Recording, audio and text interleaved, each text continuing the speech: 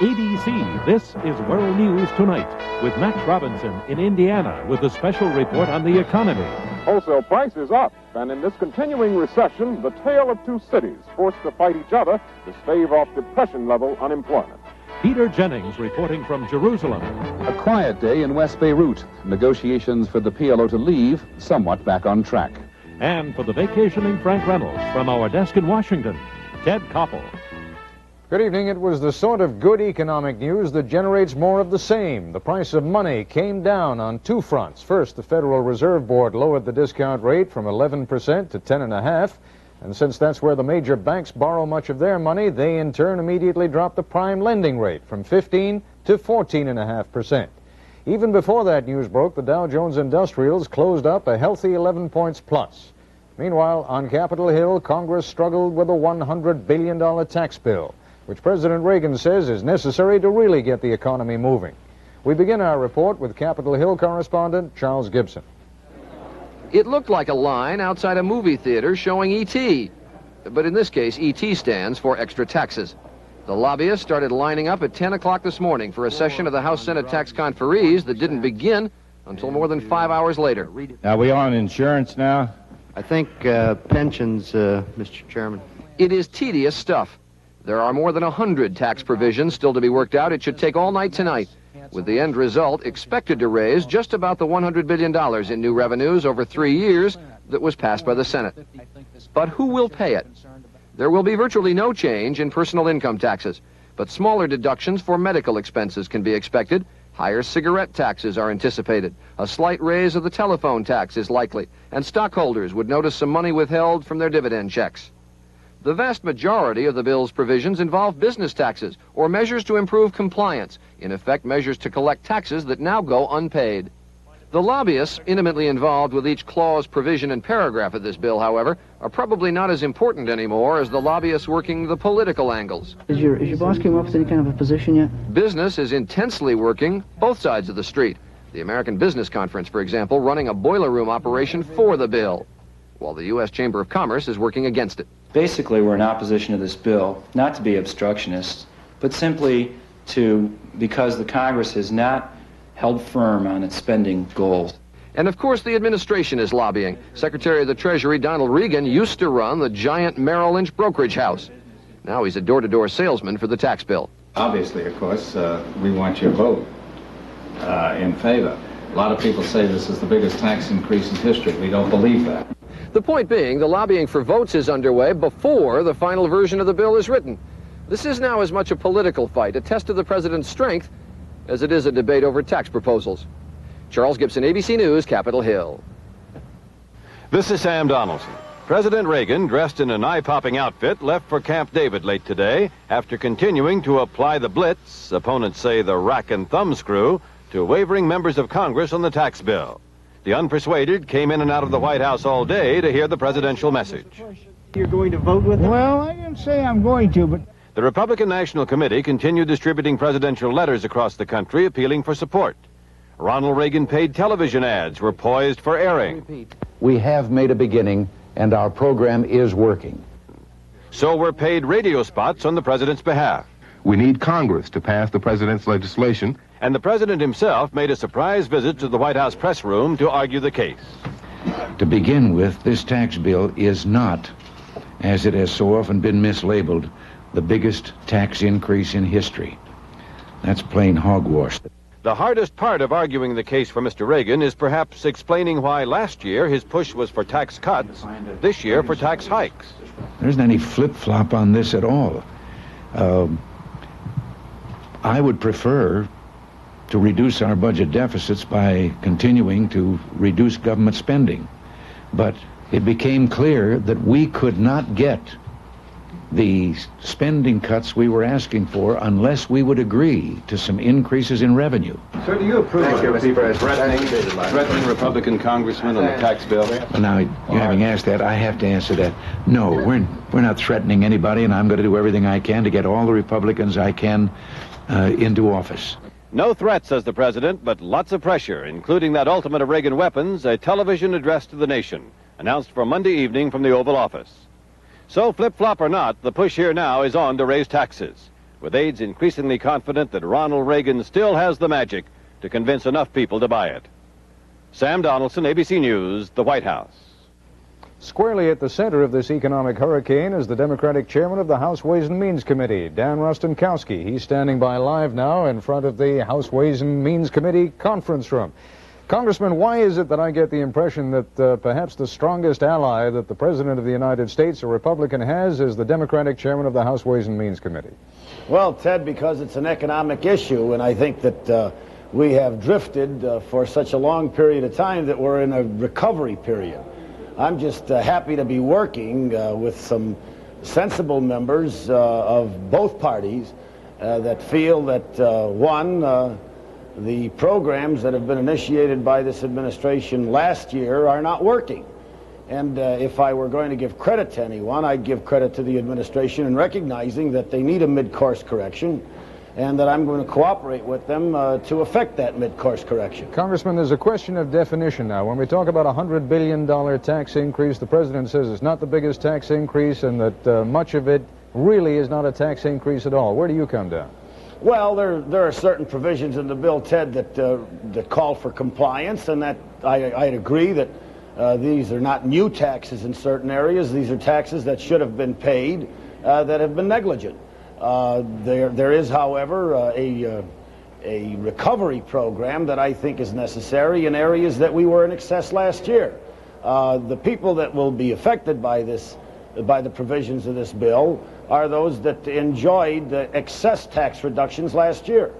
Now, the Senate House Conference Committee is on a dinner break right now. When they come back later, what additional taxes are you all going to be hitting us with later today?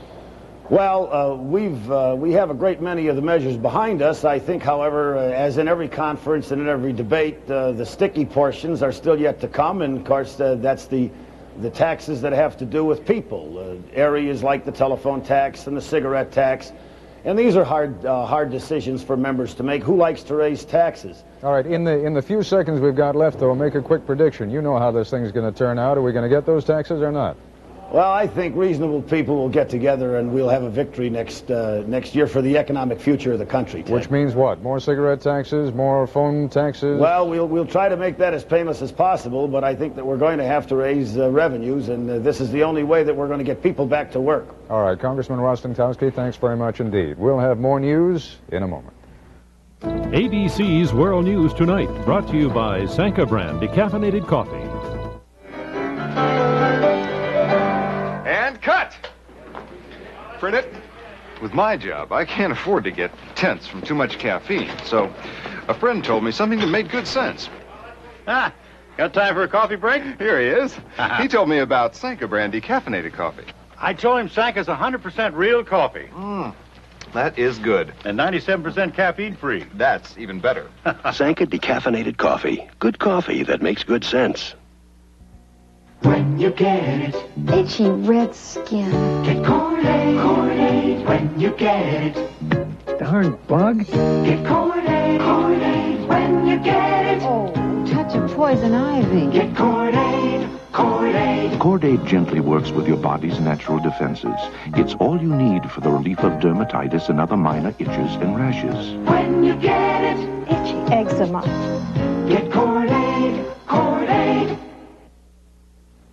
With the guns stilled in Lebanon, President Reagan today said U.S. envoy Philip Habib's peace negotiations are back on track and down to the technicalities of a PLO evacuation of Beirut.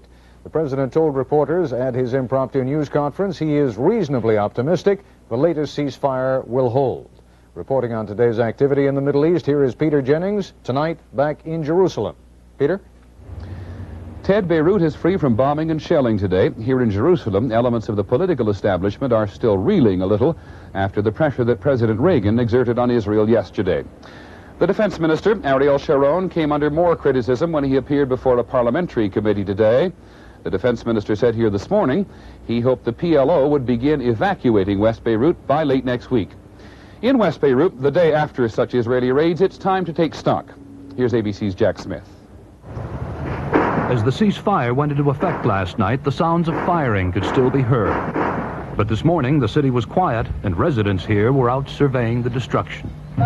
Fires were still burning in some sections of town, but with the ceasefire holding, Beirut city firemen were out for the first time in over a week doing their job. According to Beirut newspapers, the Israelis rained down 44,000 bombs, shells, and rockets on the city yesterday, destroying some 800 homes. One paper here called it Horrendous Thursday. PLO leaders like George Habash of the Radical Popular Front for the Liberation of Palestine walked through the ruins, checking the damage. Please tell the United States citizens that in one way or another, they bear a great responsibility by assisting Israel to do all these damages. Beirut radio says there were 500 dead and wounded in yesterday's bombardment. Most are believed to be civilian casualties. With hospital supplies running low here, Red Cross convoys were allowed into West Beirut today, bearing food, medicine, and water. With the ceasefire holding, Lebanese Prime Minister Shafiq al-Wazan left his home here in West Beirut today to resume the talks that he broke off yesterday. Wazan said he had some fresh ideas to offer U.S. envoy Philip Habib. Sources here say the Lebanese government now agrees to the PLO's leaving a few days before the multinational force arrives here, which is what Israel wants, but only if the Lebanese army is allowed in with UN observers and if President Reagan guarantees that Israel will not attack. Jack Smith, ABC News, inside West Beirut. Here in Jerusalem, it is still understood there's a chance for the negotiations to falter. Israel and the PLO may still yet differ on how many PLO fighters there are, and Israel still resists any UN observers. In Israel, however, it is the political future of Ariel Sharon which has made today's headlines. He himself has brushed aside calls from his political opposition that he should resign. Sharon was born in Palestine before Israel became a state. He's about as subtle as a tank, revered by many of the men he's led in battle, reviled by a military establishment he's very often ignored. In the 1956 war, disaster, he led his men beyond his commander's orders into an Egyptian ambush. More than 30 were killed. In 1967, he led his men through the Egyptian defenses to win a significant battle.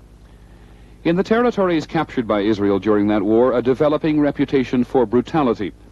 Sharon's crackdown on dissident Palestinians in the Gaza Strip led his commander, Moshe Dayan, to remove him. In the 1973 war, Sharon, the brilliant soldier at his best, albeit once again defying orders. When he and his men crossed the Suez Canal and attacked the Egyptians from their rear, it proved to be the turning point of the war. A previously despondent public began calling him Arik, King of Israel. Sharon has little regard for the views with which he disagrees. As Prime Minister Begin's first Minister of Agriculture, he inspired the massive program to establish Jewish settlements on the occupied West Bank. Sharon wanted so many Jews on the West Bank, no Israeli government would dare remove them. Sharon, the pragmatist. When the Israeli government decided to leave Egypt's Sinai Peninsula, it was Sharon who told the hardline settlers, "Leave or I'll remove you." There are no neutral views about Sharon. A former chief of staff says he uses force for its own sake, and force is his favorite solution. A member of his own government is quoted as saying he's a danger to democracy. In 1980, Prime Minister Begin, denying Sharon the defense ministry, said, "If I give it to him, he might surround the Prime Minister's office with tanks." Joke or not, a year later, Sharon had the job he coveted, and now Lebanon has embroiled him in controversy again. There are two views here of what will happen to Sharon now. One suggests that his political future has been dealt a serious blow. The other suggests he will take 2 steps backward, wait for the storm to blow over, and then operate again as he always has. Ted? In Poland today, violence, riot police in both Warsaw and Gdansk used flares, tear gas, and water cannon to break up demonstrations by as many as 10,000 supporters of Solidarity. Tomorrow marks the 2nd anniversary of the independent Polish trade union.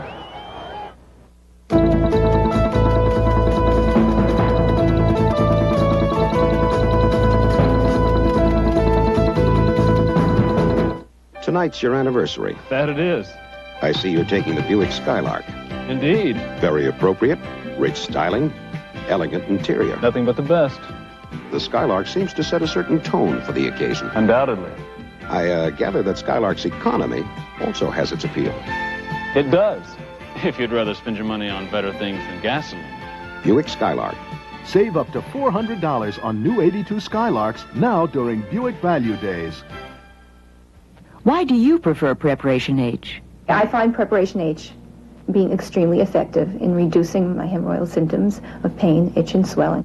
That's right. Preparation H often gives temporary relief from pain and itch flare-ups. Even helps shrink swelling of inflamed hemorrhoidal tissues. Yes. When I haven't been able to get Preparation H, I've been forced to use other products, and I've always gone back to Preparation H. I am sold on Preparation H. Preparation H relieves pain and itch, even helps shrink swelling. Before you buy a new mattress, you should know the score. There are 432 coils in this Sealy, 405 in this Serta, but you get 990 coils in this Beauty Rest mattress by Simmons. These exclusive Beauty Rest coils work independently to make firm feel comfortable. Look into Beauty Rest. It outscores Sealy or Serta by more than 2 to 1. There's just no rest like a Beauty Rest by Simmons. Now more on the economy. Producer prices at the wholesale level rose a moderate 0.6% in July as falling food prices were largely offset by sharply higher energy costs. The current recession has taken a heavy toll on American corporations. Last month, one of the country's largest, International Harvester, was forced to make drastic cutbacks in its operations in an effort to avert financial disaster. And the company's attempt to save itself has pitted two Midwestern cities against each other. Tonight, Max Robinson is in one of them, Fort Wayne, Indiana. Max? Ted, just a few weeks ago, International Harvester announced plans to shut down one of its 2 domestic truck manufacturing plants, touching off a fierce battle for one of this nation's scarcest resources these days, jobs. This is Fort Wayne, Indiana, population 178,000. And this is its biggest employer, the International Harvester truck plant. This is Springfield, Ohio, population 70,000. And this is its biggest employer, the International Harvester truck plant. So if either plant closes, the results will be devastating. In Fort Wayne, city officials say some 4,700 International Harvester jobs will be lost, and another 8,000 other jobs will be lost as a result. That would send the unemployment rate soaring to 22%. In Springfield, city officials say 3,400 harvester jobs would be eliminated, and another 1,000 support jobs would disappear as well. The unemployment rate there would hit at least 20%. But the head of Harvester's truck division says one or the other must go. So it's the impact of our economy that is really the culprit in this whole thing, far more so than our own company or certainly the communities involved. So both communities are competing to keep their factories in business.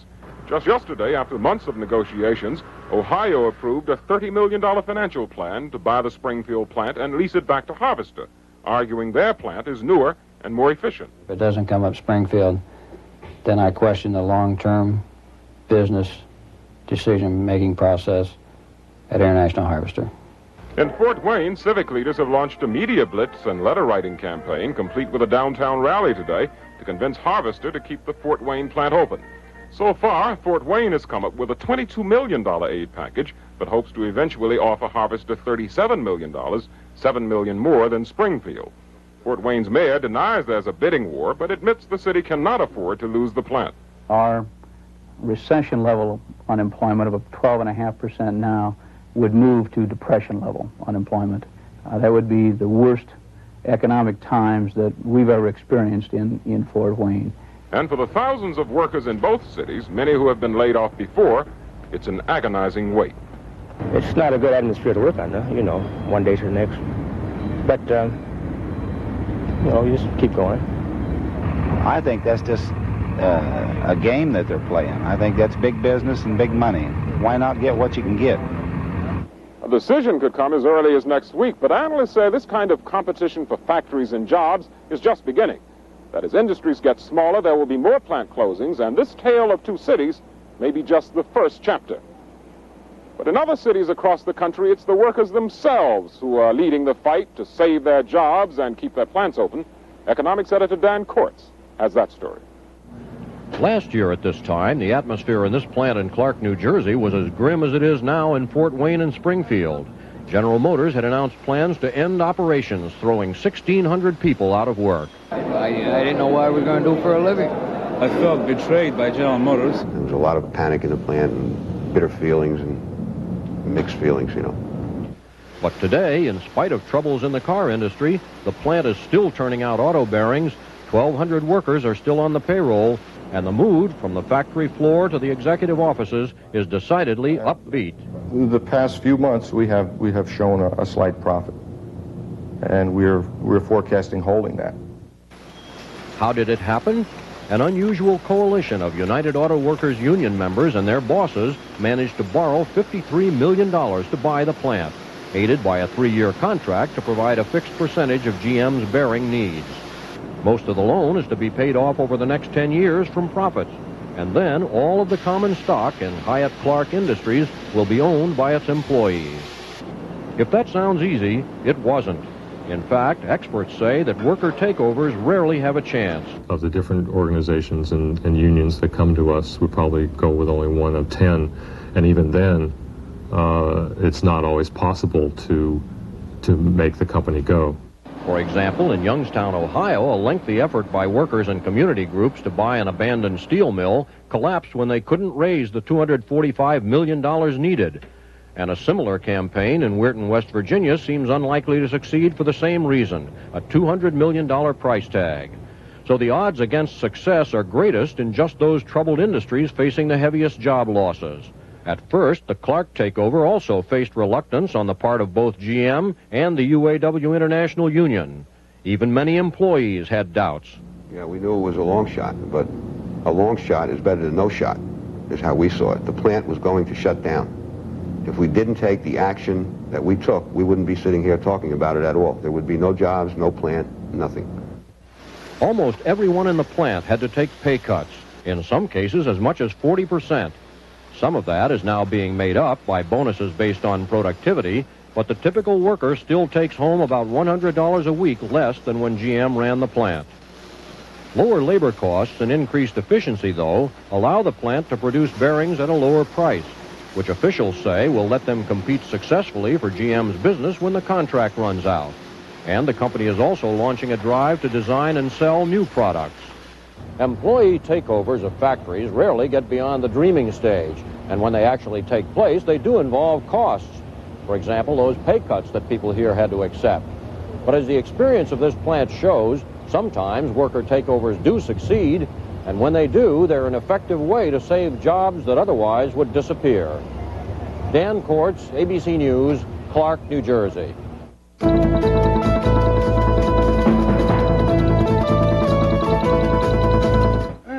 Late today, Charlie. What slowed you down? 50 magazines, 10 dogs, and a nagging backache. No wonder you're bent out of shape.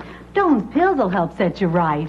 Doan's, of course. Good advice. For occasional nagging backache pain due to simple overexertion, stress, or strain, Doan's pills help bring relief of minor backache pain for hours. You're looking better today, Charlie. Yeah, I'm standing tall again, thanks to Doan's pills. Time-proven Doan's pills help relieve simple backache pain. If you have pigmentation brown spots like these, I hate them. This is Porcelana Fade Cream. I used a fade cream for a while, but I stopped using it because I really didn't think it was working. And my sister told me, Helen, get Porcelana and keep using it. It does work. Porcelana works gradually, but it does work. My spots are much less noticeable now. Porcelana does work if you stick with it. Porcelana, and now Porcelana with sunscreen to help keep the sun from darkening the brown spots Porcelana's trying to lighten. There's your refund. But sometimes you need more than a traveler's check refund. You say you also would like us to help cancel your lost credit cards. Yeah. And you'd like a temporary ID. Right. And you'd like us to cash a personal check for $200? Oh, exactly. Really? If you want the only traveler's check with 5 services to help protect your vacation, American Express is worth asking for by name. We should have asked for American Express. Make it comfortable. Good. That was comfortable. I've been giving my daughter tips on driving. And here's another important one. If you drive a car, you need premium performance tires. So I put Bridgestone Super Filler radios on Leslie's car. The hard rubber Super Filler here lets the sidewall flex. So you get a big footprint of rubber for cornering, braking, handling, and comfort, too. They're comfortable, Pop, and they're performers. That's right. You can feel it when you drive. Bridgestone Super Filler steel belted radials. See the yellow pages for a Bridgestone dealer near you. Lockheed has won a major battle in Congress. A conference committee will authorize the Pentagon to buy 50 C-5B transport planes, a contract worth nearly $5 billion to Lockheed. The big loser, Boeing, which had hoped the Pentagon would buy its 747 instead.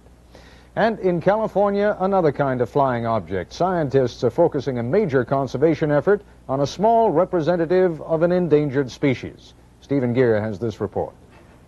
This is a California condor chick, about 65 days old, at its new home, a Condorminium at the San Diego Wildlife Park. Early this morning, it was taken from its nest in the mountains about 60 miles northwest of Los Angeles by a team of scientists who hope to capture another chick of the opposite sex next year. They won't know whether this young condor is male or female until blood tests are completed. The hope is to save the species from extinction with a long-range breeding program.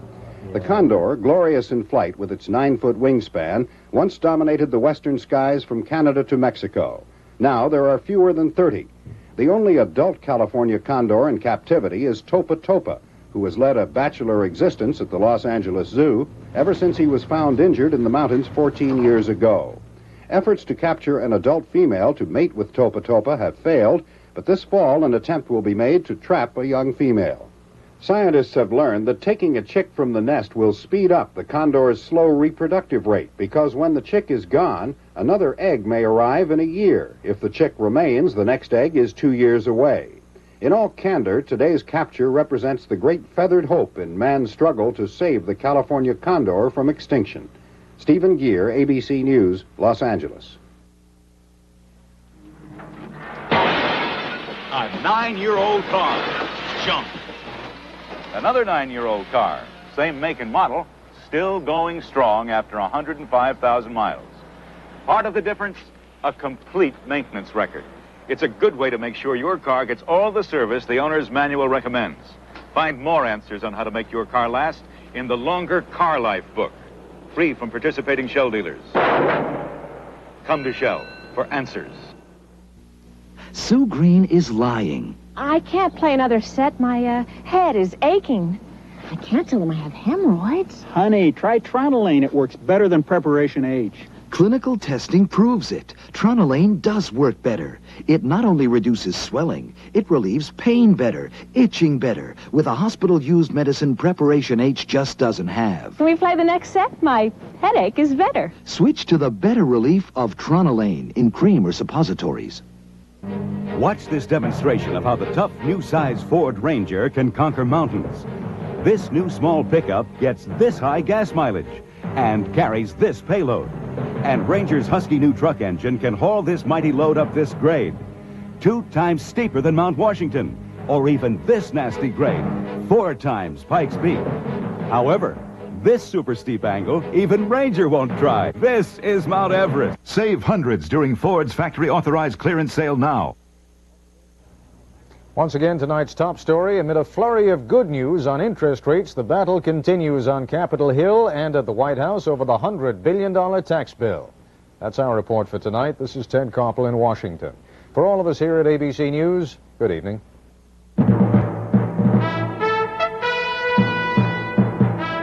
Friday.